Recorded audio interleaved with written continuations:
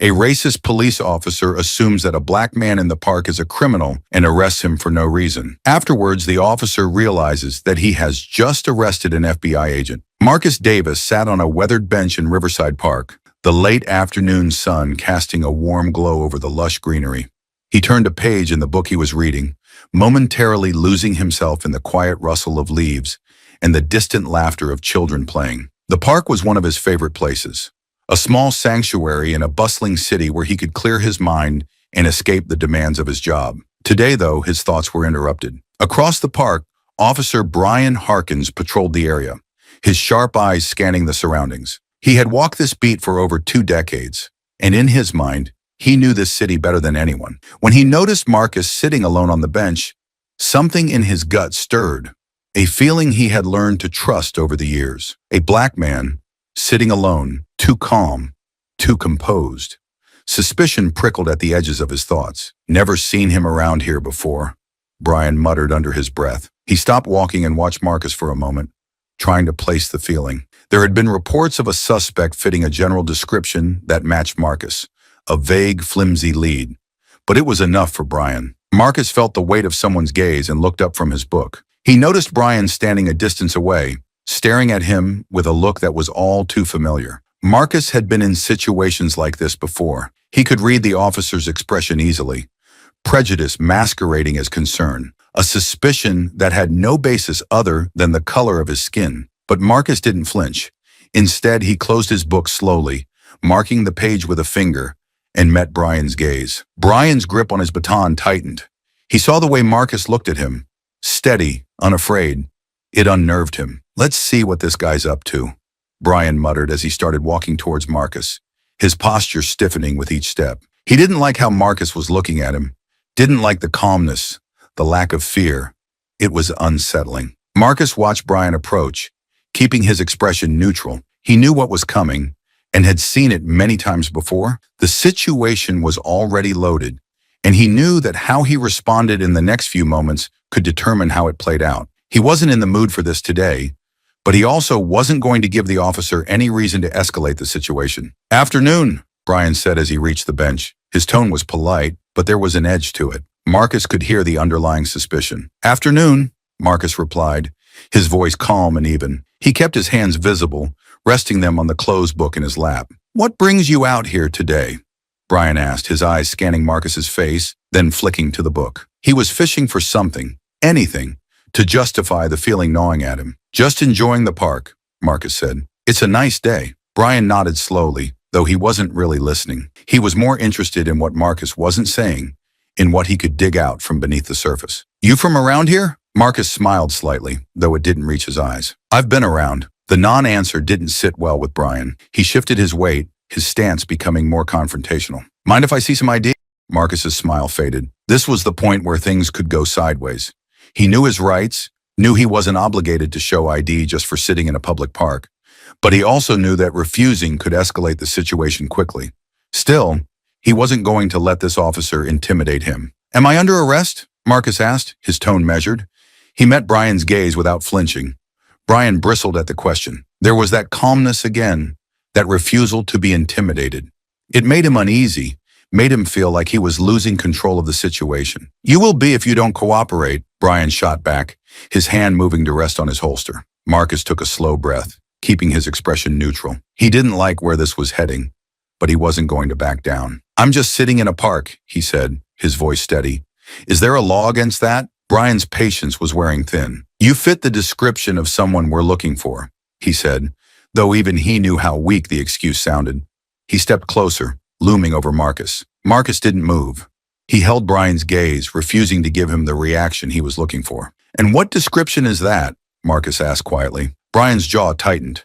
He didn't have a good answer, and he knew it. But admitting that would mean losing face, losing control. He wasn't about to let that happen. "Don't get smart with me," he snapped. "Show me some ID now." For a moment, the two men locked eyes, the tension thickening between them. Marcus knew he could push back and could assert his rights, but he also knew that doing so could make this situation even more dangerous. He decided to comply for now. Without a word, he reached into his pocket, slowly, deliberately, and pulled out his wallet. Brian watched every movement closely, his body coiled like a spring. When Marcus handed over his ID, Brian snatched it out of his hand and glanced at it. The name didn't mean anything to him, but that didn't matter. He'd already made up his mind. "Stand up," Brian ordered, stepping back to give Marcus room. Marcus sighed inwardly, but did as he was told, rising slowly from the bench. He kept his hands visible, not wanting to give Brian any reason to claim he felt threatened. "Turn around," Brian said, pulling out a pair of handcuffs. Marcus felt a surge of frustration, but pushed it down. He turned around, letting Brian cuff him without resistance. He could hear people nearby, could feel their eyes on him, but he stayed calm, knowing that the worst thing he could do now was give in to anger. As Brian tightened the cuffs around Marcus's wrists, he couldn't shake the feeling that something was off, that he was making a mistake. But his pride wouldn't let him stop now. He grabbed Marcus's arm and started leading him towards the patrol car parked nearby. Marcus didn't say a word as they walked, his mind already shifting to what would come next. He wasn't worried about himself. He knew who he was, knew that this officer would find out soon enough, but he couldn't help but feel a deep weariness, a tiredness that went beyond this one encounter. It was the exhaustion of knowing that, despite all his accomplishments, all his efforts, he was still seen as just another black man in the eyes of too many people like Officer Brian Harkins. As they reached the patrol car, Brian opened the back door and guided Marcus inside, the tension still hanging in the air. Marcus settled into the seat, the cold metal of the handcuffs biting into his wrists. He looked out the window as the car pulled away from the park, watching the trees blur past, wondering how this day, like so many others, had gone so wrong. The patrol car's engine hummed as Officer Brian Harkins drove Marcus Davis toward the precinct. Brian's grip on the steering wheel was tight, his knuckles white as he processed what had just happened. He didn't like the way Marcus had looked at him back there in the park, calm, unafraid, like he knew something Brian didn't. It gnawed at him, made him question his instincts, but his pride wouldn't let him admit that. Marcus sat quietly in the back seat, his hands cuffed behind him. The city streets blurred by, but his mind wasn't on the passing scenery. Instead, he was focused on what would happen next. He knew the system, knew how quickly things could escalate if he wasn't careful, but he also knew his own power, the authority that came with his position, an authority that Officer Harkins had no idea about. As they neared the precinct, Brian glanced at Marcus in the rearview mirror. "What were you really doing in that park?" he asked, his voice edged with suspicion. Marcus met Brian's eyes in the mirror, his expression unreadable. "I told you," he replied calmly. "I was just reading," Brian scoffed. "A guy like you, just sitting around reading? You expect me to believe that?" Marcus raised an eyebrow. "A guy like me?" he repeated, his tone measured. Brian hesitated for a moment, realizing the slip in his words.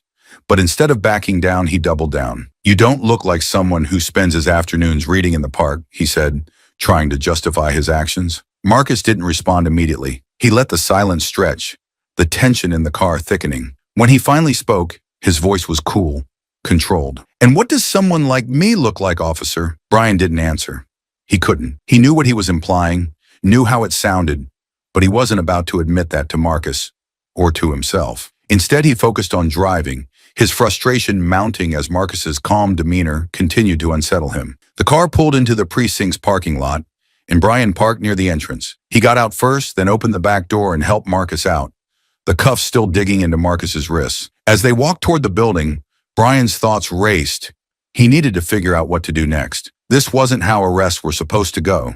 The suspect was supposed to be scared, compliant, not composed, and challenging him with every word. Inside the precinct, the usual buzz of activity filled the air.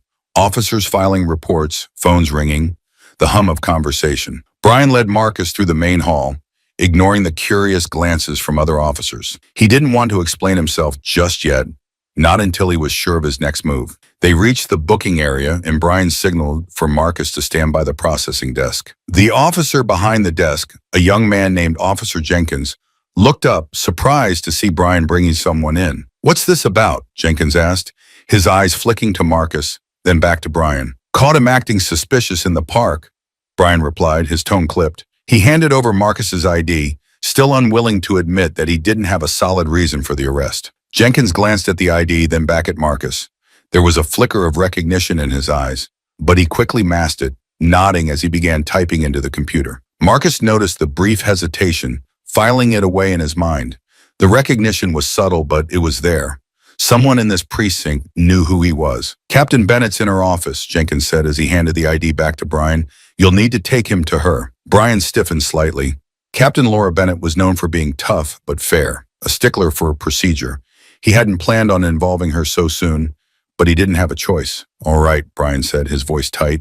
He turned to Marcus, his grip firm on Marcus's arm. Let's go. Marcus walked beside Brian, his expression still unreadable. As they approached Captain Bennett's office, he could sense the tension in Brian, the uncertainty that the officer was trying so hard to hide. It was the first crack in the armor, and Marcus noted it with quiet satisfaction. Brian knocked on the door, then opened it when he heard Captain Bennett's voice from inside. The office was neat, organized, with a large desk in the center and shelves lined with books and files. Captain Bennett, a woman in her early 40s with sharp eyes and a no-nonsense demeanor, looked up from her paperwork as they entered. Officer Harkins, she said, her tone neutral. What's this about? Brian stepped forward, guiding Marcus into the room. Caught this guy in the park, Captain.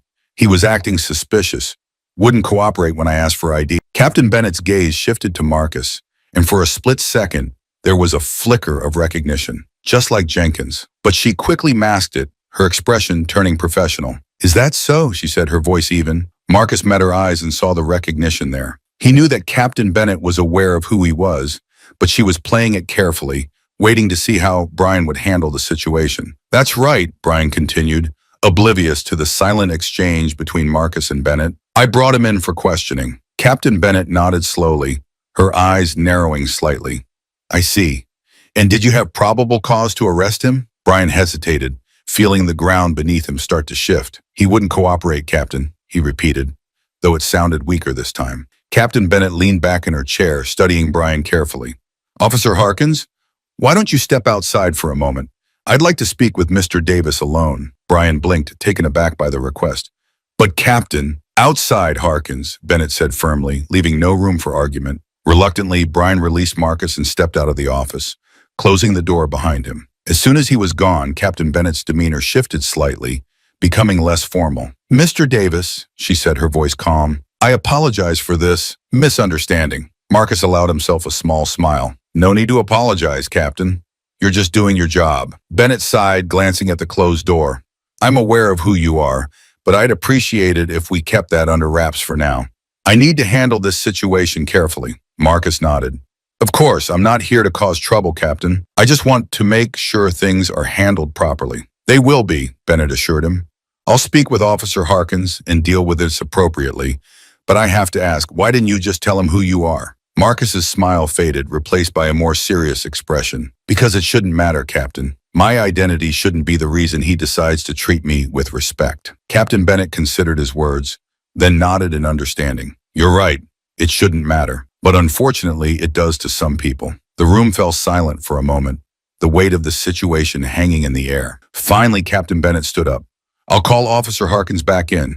We'll resolve this. Marcus nodded again, watching as Captain Bennett moved to the door. The confrontation wasn't over, but he knew he had the upper hand now. The truth would come out soon enough, and Officer Harkins would have to face the consequences of his actions. As Captain Bennett opened the door, Brian stepped back inside, his expression wary. He could sense that something had shifted, but he didn't know what. He glanced at Marcus, who stood calmly, waiting. Mr. Davis here is not the man you were looking for. You'll release him immediately. Brian blinked, the words taking a moment to sink in. What? But Captain, he... Immediately, officer, Bennett repeated, her voice leaving no room for argument. Brian hesitated, then finally reached for the keys to unlock Marcus's handcuffs. His hand shook slightly as he did so, the realization of his mistake beginning to dawn on him. As the cuffs clicked open, Marcus rubbed his wrists, giving Brian a measured look. Thank you, officer, he said, his tone calm but carrying an undertone of finality. Brian swallowed hard, unsure of what to say. You're free to go, he muttered, stepping back. Marcus nodded and turned to Captain Bennett. I'll be in touch, Captain, he said quietly. There's still a lot to discuss. Captain Bennett nodded in return, understanding the weight behind his words. I look forward to it, Mr. Davis. With that, Marcus walked out of the office, leaving Brian standing there, a sinking feeling in his gut. The confrontation was over, but the consequences were only beginning. Brian Harkins sat at his desk in the precinct, the tension in his body refusing to dissipate. He had barely been able to concentrate since Captain Bennett had released Marcus Davis. The unease gnawed at him, deepened by the fact that he still didn't understand what had just happened. He knew he had made a mistake, but the full extent of it was still out of reach. The silence of the precinct around him was both comforting and unnerving, a space for his thoughts to spiral. Suddenly, the sound of footsteps approaching his desk snapped him out of his reverie. He looked up to see Captain Bennett walking toward him, her expression serious. Brian's stomach tightened.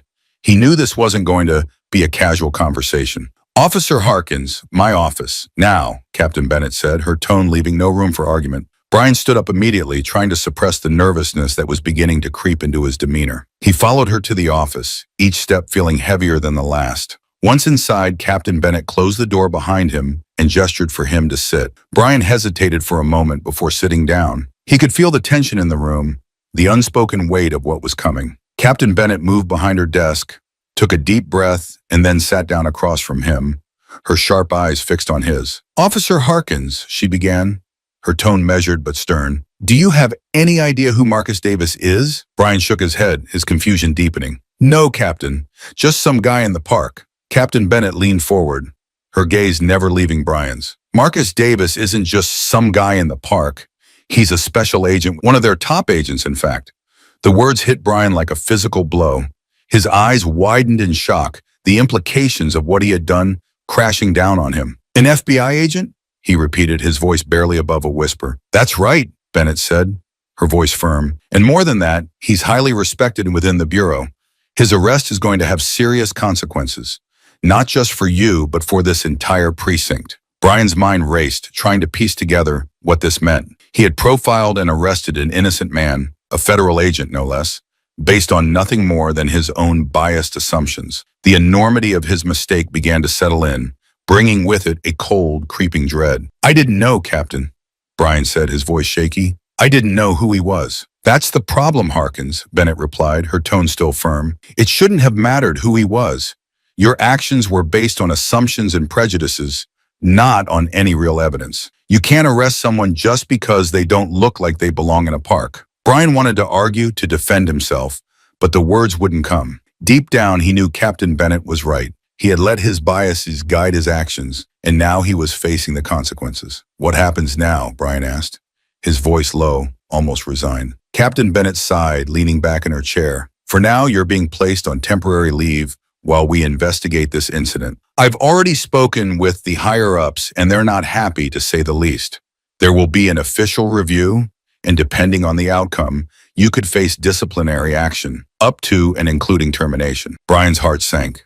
Termination. The word hung in the air like a death sentence. He had been a cop for over 2 decades, and the thought of losing his job, his career, was almost too much to bear. But as much as he wanted to deny it, he knew he had no one to blame but himself.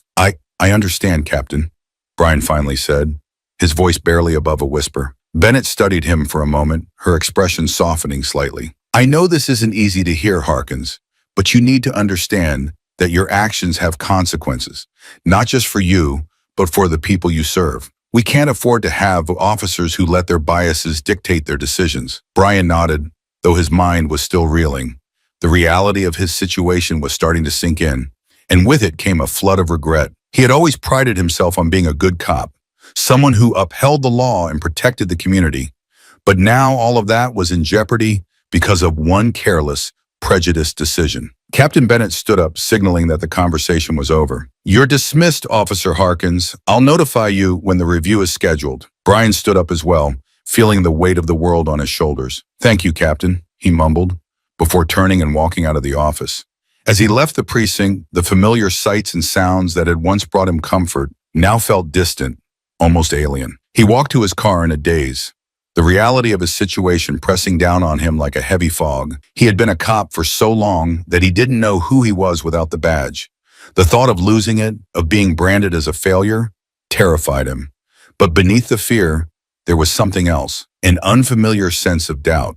For the first time, Brian was forced to confront the fact that maybe, just maybe, he wasn't the upstanding officer he had always believed himself to be. That maybe he had let his biases and prejudices guide his actions more than he was willing to admit. As he drove home, the city streets passing by in a blur, Brian couldn't shake the image of Marcus Davis's calm, unflinching gaze. It was a look that had unsettled him from the start, and now he understood why. Marcus had seen right through him, had known exactly what was happening, even before Brian himself did. When Brian finally arrived home, he sat in his car for a long moment, staring at the steering wheel. The day's events played over and over in his mind, each repetition making the weight of his actions heavier. He didn't know what the future held, but he knew that his life had just changed irrevocably. With a heavy sigh, Brian got out of the car and walked into his house, the silence of the empty rooms pressing in on him. He sank into a chair, his thoughts a tangled mess of fear,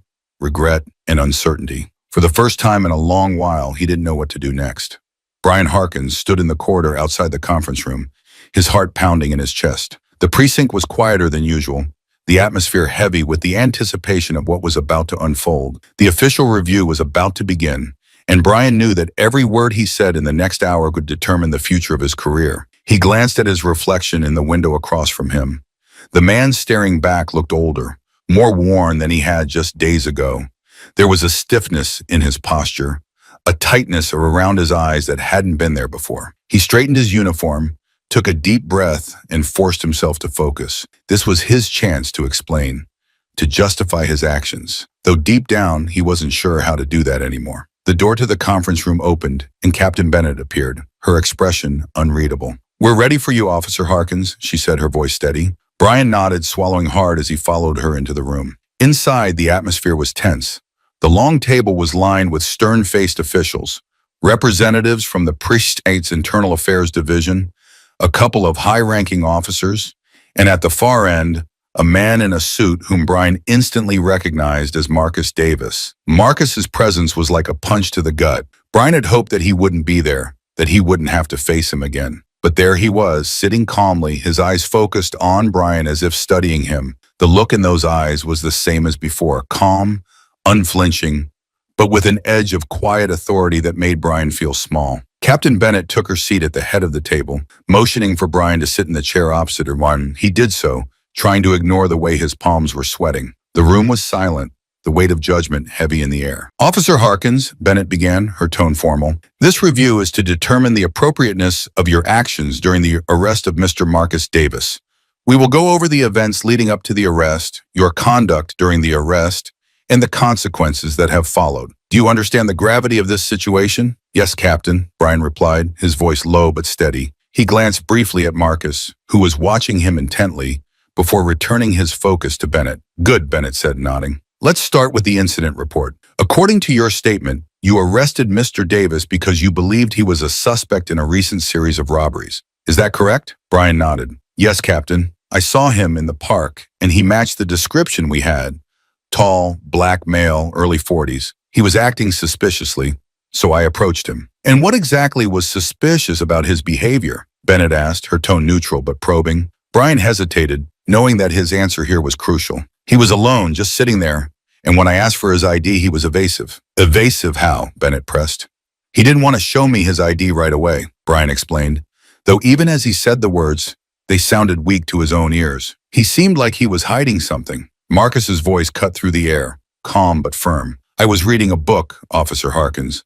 Not exactly the behavior of a criminal on the run." Brian flinched slightly at Marcus's words but kept his focus on Bennett. "I was just doing my job, Captain. I was trying to protect the community." "And did you find anything on Mr. Davis that would indicate he was involved in any criminal activity?" Bennett asked, her eyes narrowing slightly. Brian shook his head. "No, Watton. He was clean." There was a pause, a heavy silence that filled the room as everyone processed what had been said. Then one of the internal affairs officers spoke up, his voice stern. "Officer Harkins, did it ever occur to you that Mr. Davis might have been telling the truth? That he wasn't the suspect you were looking for?" Brian hesitated again, his mind racing for the right words. I was following protocol. We're trained to be cautious, to assume that someone might be dangerous until proven otherwise. But did you consider that your assumptions might have been influenced by factors other than protocol?" the officer asked pointedly. Brian's throat tightened. He knew what they were getting at, and he knew there was no good answer. "I didn't mean to profile him," he said, his voice faltering slightly. "I was just doing my job." Marcus leaned forward slightly, his gaze still fixed on Brian. "Your job is to protect and serve, Officer Harkins, not to judge people based on their appearance." Brian met Marcus's eyes, and for a moment he felt a surge of defensiveness, but it was quickly followed by a wave of guilt. He had been in law enforcement long enough to know when he was wrong, and this was one of those times. Captain Bennett cleared her throat, drawing the room's attention back to her. Officer Harkins, this review isn't just about what happened that day. It's about the mindset that led to your actions. We need to ensure that every officer in this precinct is upholding the values of fairness and justice. This isn't just about you, it's about the integrity of the entire police force. Brian felt a sinking feeling in his gut. He knew that this wasn't just about whether or not he had made a mistake, it was about whether he was fit to continue wearing the badge. The realization hit him hard, and for a moment he struggled to find his voice. "I understand, Captain," he finally said, his voice barely above a whisper. "I didn't mean to. I didn't want to." He stopped, the words choking in his throat. Captain Bennett softened slightly, though her tone remained firm. "We all make mistakes, Harkins, but it's how we deal with those mistakes that define us. You need to think very carefully about the kind of officer you want to be." There was another long pause, the weight of the situation pressing down on everyone in the room. Then Marcus spoke again, his voice calm but carrying a weight of authority. "Captain Bennett, may I say something?" Bennett nodded. "Of course, Mr. Davis." Marcus stood up, his presence commanding the attention of the room. He looked directly at Brian, his expression serious but not unkind. "I understand that being a police officer is a difficult job. You are under constant pressure, and sometimes that pressure can lead to bad decisions. But we can't allow those bad decisions to go unchecked. This isn't just about holding Officer Harkins accountable. It's about ensuring that something like this doesn't happen again." Brian listened, his heart heavy. He knew Marcus was right, but the truth of it was hard to swallow. He had spent his entire career believing he was doing the right thing.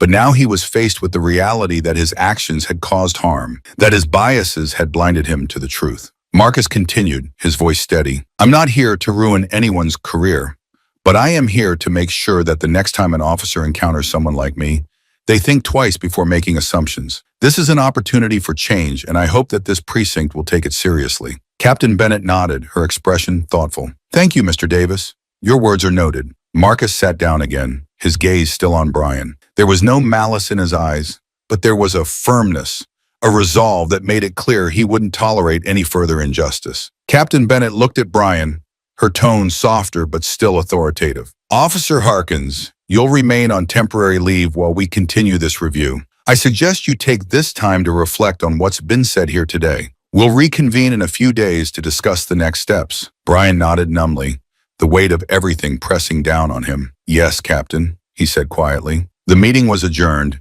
and as the officials began to file out of the room, Brian remained seated, his mind racing. He had come into this review hoping to defend himself, to justify his actions, but now all he could think about was how wrong he had been. The realization was like a cold, hard truth that he couldn't escape. As the last of the officials left the room, Brian stood up slowly, his movements heavy with the burden of his thoughts. He glanced at Marcus one last time, and for a moment their eyes met. There was no animosity in Marcus's gaze, just a quiet determination, a resolve to see justice done. Brian looked away, unable to hold Marcus's gaze any longer. He knew that he had a lot to think about, a lot to come to terms with. And as he walked out of the conference room, the weight of his actions and their consequences hung over him like a dark cloud. Captain Laura Bennett sat in her office, staring at the stack of reports on her desk. Each piece of paper represented a fragment of the truth she was trying to piece together. The internal investigation into Brian Harkins's conduct was underway, and it was her responsibility to ensure that every detail was thoroughly examined. She rubbed her temples, feeling the tension in her shoulders. The precinct had always prided itself on maintaining high standards, but this incident had shaken that foundation. Whatever the outcome, Bennett knew that the investigation would have far-reaching consequences, not just for Brian, but for the entire department. Taking a deep breath, she reached for the first report, the initial witness statements from the park. She had already read them multiple times, but each reread added weight to the growing evidence against Brian. The witnesses, all park-goers present during the arrest, described the event with stark clarity. Their accounts were consistent. Brian had approached Marcus Davis with an assumption that he was a criminal, without hesitation and without attempting to de-escalate. Bennett turned to the next report, the body cam footage. She had watched it several times, each viewing more uncomfortable than the last. The footage was clear and unambiguous. Brian's voice, his tone, and his body language reflected the assumptions he had made from the moment he saw Marcus. The aggression in his approach, the way he had disregarded Marcus's attempts to explain, the force he used during the arrest. It was all there, laid bare for anyone to see. A knock at the door pulled Bennett from her thoughts. She looked up to see Detective Harper, her second in command for the investigation, standing in the doorway. "I've got the last of the witness interviews," Harper said, holding up a file, "and I've scheduled Marcus Davis for later this afternoon." "Thanks, Harper," Bennett replied, taking the file. "How's it looking?" Harper sighed, running a hand through his graying hair. "Not good, Captain. Most of the witnesses are pretty clear about what they saw, and from what I can tell, the body cam footage backs them up." Bennett nodded grimly. "I was afraid of that." "Are we bringing Brian in for another round of questions?" Harper asked. "Yeah," Bennett said, leaning back in her chair. "Let's see if he's ready to talk more openly about what happened." Harper nodded and left the office, leaving Bennett alone with the file. She flipped it open and began reading the new witness statements. They were consistent with the others. Brian had acted aggressively from the start, and it was clear that Marcus had been trying to defuse the situation. But Brian hadn't listened. As Bennett finished reading, she felt a deep sense of unease. She had known Brian for years. He had always been a solid officer, but this incident had exposed a side of him that Bennett had never seen before. The hours passed slowly as Bennett continued to review the evidence. Finally, there was another knock at her door, and Harper entered, followed by Brian. "Come in, Harkins," Bennett said, keeping her voice neutral. Brian looked exhausted, his eyes dark with sleeplessness. He sat down across from Bennett, glancing nervously at Harper, who took a seat beside him. "We're going to go over the events of that day again," Bennett said, leaning forward slightly. "I need you to be completely honest with us, Brian. This is your chance to explain your side of the story." Brian nodded, but his expression was tight. "I understand, Captain." Bennett glanced at Harper, who started the questioning. "Brian, walk us through what was going through your mind when you first saw Marcus Davis in the park." Brian hesitated, his eyes shifting as he searched for the right words. I saw a man who fit the description of the suspect we were looking for. It was a high-pressure situation, and I had to make a quick decision." "And what made you so sure he was the suspect?" Harper pressed. "He matched the description," Brian repeated, his voice more defensive now. "We were looking for a black male around his height and build.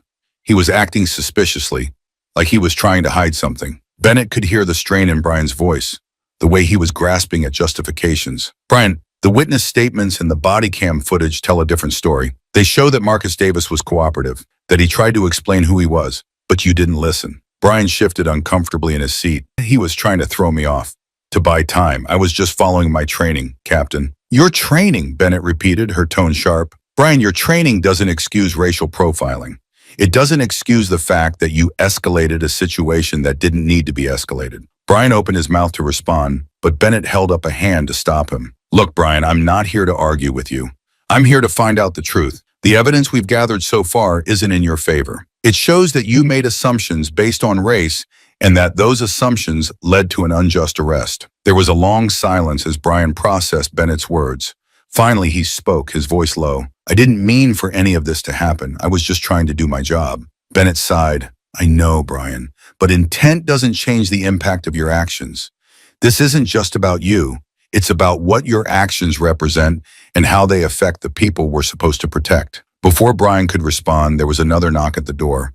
Harper stood and opened it, revealing Marcus Davis, who stepped into the room with a calm, composed demeanor. "Mr. Davis, thank you for coming in," Bennett said, standing to shake Marcus's hand. Marcus nodded, his expression neutral. "Of course, Captain." Bennett motioned for Marcus to take a seat, then turned back to Brian. "Brian, we're going to hear from Mr. Davis now. I want you to listen carefully." Brian nodded, though he couldn't meet Marcus's eyes.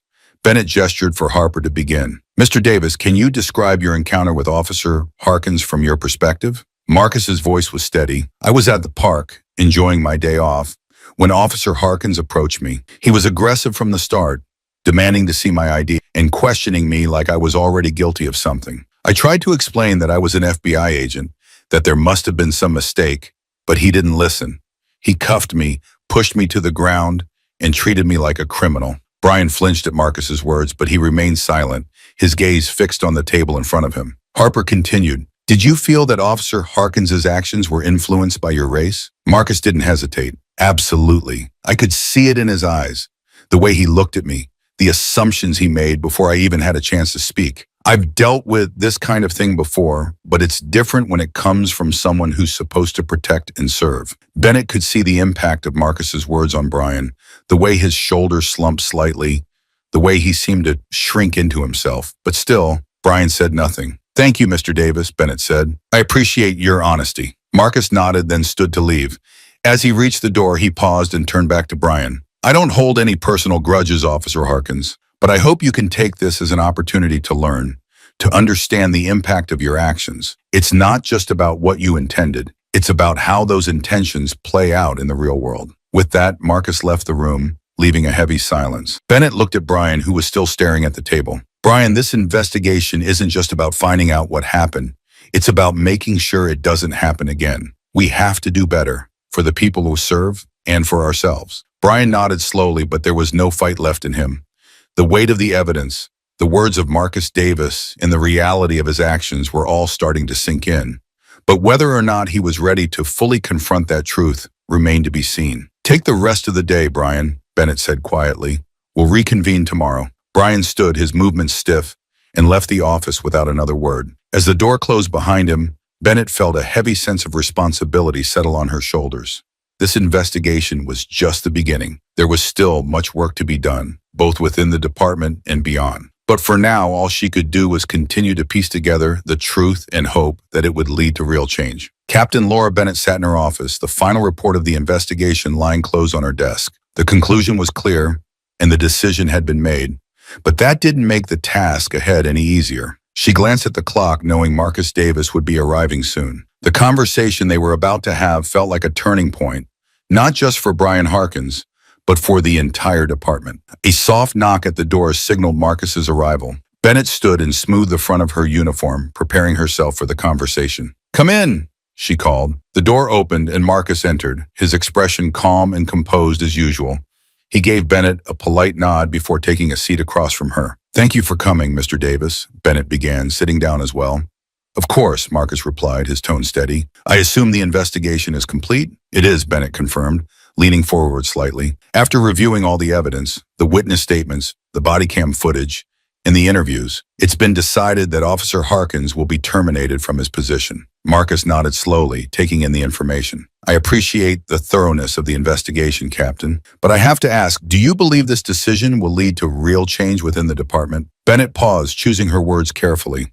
"I believe it's a step in the right direction. Brian Harkins' actions were unacceptable, and his termination sends a clear message that racial profiling and the abuse of power will not be tolerated. But I also know that firing one officer isn't enough to address the deeper issues at play." Marcus's gaze remained steady as he replied, "You're right. This is about more than one officer. It's about the culture within the department, the training officers receive, and the biases that can influence their decisions in the field. If we don't address those underlying factors, incidents like this will keep happening." Bennett nodded, appreciating Marcus's candor. "I agree. This incident has brought to light the need for systemic change, and I'm committed to making that happen. We're already working on revising our training programs to include more comprehensive education on racial bias and de-escalation techniques. We're also planning to implement more rigorous oversight and accountability measures." "That's a good start," Marcus said, a hint of approval in his voice. "But it's going to take more than just policy changes. It's about changing the mindset of the officers, helping them understand the impact their actions have on the communities they serve. That's not something that can be achieved overnight." "I know," Bennett admitted. "It's going to be a long and difficult process, but it's necessary if we want to rebuild trust and ensure that what happened to you doesn't happen to someone else." Marcus leaned back in his chair, his expression thoughtful. "I've been in law enforcement long enough to know that change doesn't come easy, especially when it involves confronting uncomfortable truths. But I'm willing to work with you, Captain, to help make those changes. This isn't just about me. It's about creating a safer, more just system for everyone." Bennett felt a surge of respect for Marcus. Despite everything he had been through, he was still willing to engage, to push for the reforms that were so desperately needed. "I appreciate that, Mr. Davis," Bennett said sincerely. "Your experience and insight will be invaluable as we move forward, and I want you to know that your voice will be heard." Marcus nodded. "Thank you, Captain. I'm not looking for any special treatment. I just want to make sure that this department becomes the best version of itself. That's what the community deserves, and that's what the officers deserve too." Bennett couldn't agree more. "You're right, and I promise you we're committed to making that happen." The room fell into a comfortable silence for a moment, both of them reflecting on the weight of the conversation. The decision to fire Brian Harkins was just the beginning. The real work lay ahead, in the reforms and the cultural shift that would be necessary to prevent future injustices. As Marcus stood to leave, Bennett rose as well, extending her hand. "Thank you again, Mr. Davis. I look forward to working with you." Marcus shook her hand firmly. "Likewise, Captain. Let's make sure this is a turning point, not just a momentary reaction." With that, Marcus left the office, leaving Bennett alone with her thoughts. She glanced at the closed investigation report on her desk one last time before turning her attention to the future. The decision had been made, but now it was up to her and the department to ensure that it led to real and lasting change. She knew the road ahead would be difficult, filled with resistance and challenges, but Bennett was ready. This was about more than just one officer, more than just one incident. It was about doing what was right, no matter how hard that might be. With renewed determination, Bennett reached for her phone and began making the calls that would set the reforms in motion. The department needed to evolve, and she would do everything in her power to make sure it did. The morning was overcast as Marcus Davis walked up the steps of the precinct. The air felt heavy, like the city itself was holding its breath, waiting to see what would happen next. Inside, the atmosphere was tense but charged with a sense of anticipation. The changes Captain Bennett had promised were starting to take shape, but there was still a long road ahead. As Marcus entered the building, he noticed the subtle shifts in the environment. A new bulletin board near the entrance displayed information about upcoming workshops on racial bias and de-escalation techniques. Officers moved through the halls with a different energy, their conversations quieter, more serious. The events of the past few weeks had left an indelible mark on everyone. Marcus made his way to Captain Bennett's office, nodding politely to the officers he passed. Some returned the gesture with respect, while others avoided his gaze, still grappling with the fallout of what had happened. When he reached Bennett's office, he found the door slightly ajar. He knocked softly before pushing it open. "Come in," Bennett called, looking up from her desk. Marcus stepped inside, closing the door behind him. Bennett rose from her chair and offered him a warm smile. "Good to see you again, Mr. Davis." "Likewise, Captain," Marcus replied, taking a seat across from her. "I wanted to see how things were progressing." Bennett nodded, her expression serious but determined. "We're making headway. The new training programs are being rolled out, and we're implementing stricter oversight to ensure accountability. It's a start, but there's still a lot of work to be done." Marcus appreciated her honesty. "Change takes time, but it's encouraging to see the steps you are taking. How's the department handling it?" "There's been some pushback," Bennett admitted. "Not everyone is on board, but most of the officers understand that these changes are necessary. We've had a few difficult conversations, but I'm hopeful that we're moving in the right direction." Marcus leaned forward slightly, his gaze intent. "That's good to hear. It's important to keep the momentum going, to make sure these changes are more than just a response to one incident." "Agreed," Bennett said. "This is about building a new foundation for how we operate, one that's rooted in fairness and respect for everyone we serve." As they spoke, the door to the office opened again, and Brian Harkins stepped inside. His face was drawn, his eyes shadowed with exhaustion. He was dressed in plain clothes, a cardboard box in his hands. It was clear he was here to collect the last of his belongings. "Captain," Brian greeted Bennett stiffly, avoiding eye contact with Marcus. "Brian," Bennett replied, her tone neutral. For a moment, the room was silent, the air thick with unresolved tension. Brian finally turned to Marcus, his expression tight. "Mr. Davis, I just wanted to say, I didn't mean for things to turn out like this." Marcus met his gaze calmly. "It's not about what you meant, Officer Harkins. It's about what you did and the impact it had. Intentions don't excuse actions." Brian flinched at the bluntness of Marcus's words, but he nodded, accepting the truth. "I know, I don't know how to fix this." "You can start by acknowledging the problem," Marcus said evenly. "We all have biases, but it's how we deal with them that matters. You have the opportunity to learn from this, to become a better person because of it." Brian's shoulders slumped slightly, the weight of the situation pressing down on him. He turned back to Bennett, his voice barely above a whisper. "I suppose this is it then." Bennett nodded, her expression softening. "It doesn't have to be the end, Brian. You can still choose to grow from this, to make changes in your life. But that's up to you." Brian stood there for a moment, as if considering her words, before giving a brief nod. "I'll think about it." He paused, then added, "Good luck, Captain. And to you as well, Mr. Davis." With that, Brian turned and left the office, the door closing behind him with a soft click. Bennett and Marcus watched him go, both lost in their thoughts. "Do you think he'll be okay?" Marcus asked after a moment. Bennett sighed, leaning back in her chair. "I hope so. But it's out of our hands now. All we can do is focus on the work in front of us. Marcus nodded in agreement, and there's plenty of that. They sat in silence for a few moments, the weight of their conversation hanging in the air. Finally, Marcus stood, extending his hand to Bennett. Thank you for everything, Captain. I appreciate your commitment to making things right. Bennett shook his hand firmly. Thank you, Mr. Davis. Your involvement has been invaluable. We're in this together. With that, Marcus turned and left the office, making his way through the precinct one last time. As he walked down the halls, he could feel the eyes of the officers on him, some curious, some contemplative. He knew that change wouldn't come easily, but he also knew that it was necessary. The events of the past few weeks had opened a door, and it was up to all of them to walk through it. As Marcus stepped out into the cool morning air, he took a deep breath, feeling a sense of resolve settle over him. The path ahead would be challenging, but he was ready to continue the fight for justice. This was just the beginning, and he was determined to see it through. With renewed determination, Marcus walked away from the precinct, his mind already turning to the next steps in his work. There was so much more to be done, but for the first time in a long while, he felt a glimmer of hope.